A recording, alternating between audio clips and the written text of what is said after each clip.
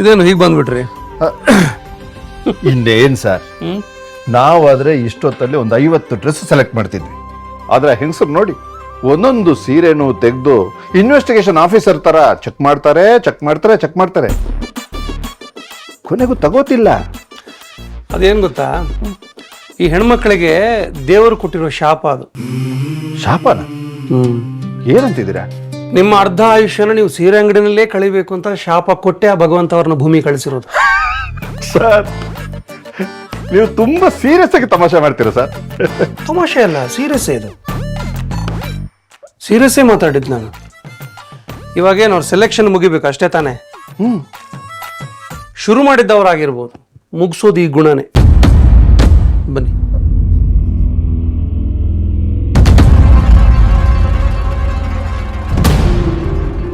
ಬೇರೆ ನೋಡೋಣ. ಆಗ್ಲಿಲ್ಲ.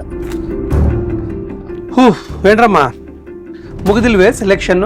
ಇಲ್ಲ ಅಂಕಲ್, ಅಕ್ಕಂಗೆ ಇನ್ನೂ ಯಾವ್ದು ಇಷ್ಟನೇ ಆಗಿಲ್ಲ.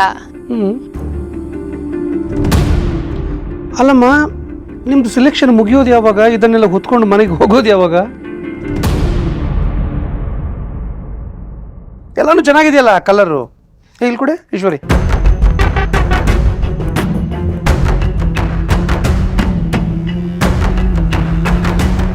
ಒಂಥರ ಚೆನ್ನಾಗಿದೆ ನೋಡಿ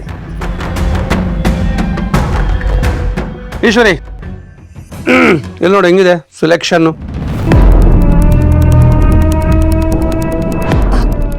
ತುಂಬಾ ಚೆನ್ನಾಗಿದೆ.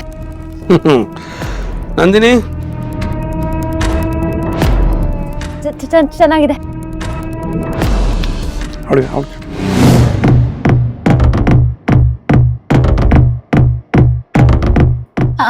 ಹಾ ಬಾಬಾ, ಚೆನ್ನಾಗಿದೆ.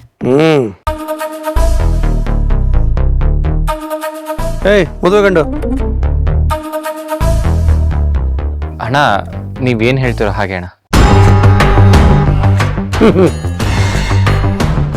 ಆಗ್ಲಿ. ಯಾಕೆ ಮಾಡಮ್ಮ?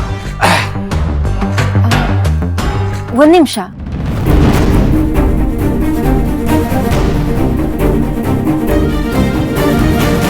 ನನ್ಗದು ಇಷ್ಟ ಆಗ್ಲಿಲ್ಲ ಬಾಬಾ.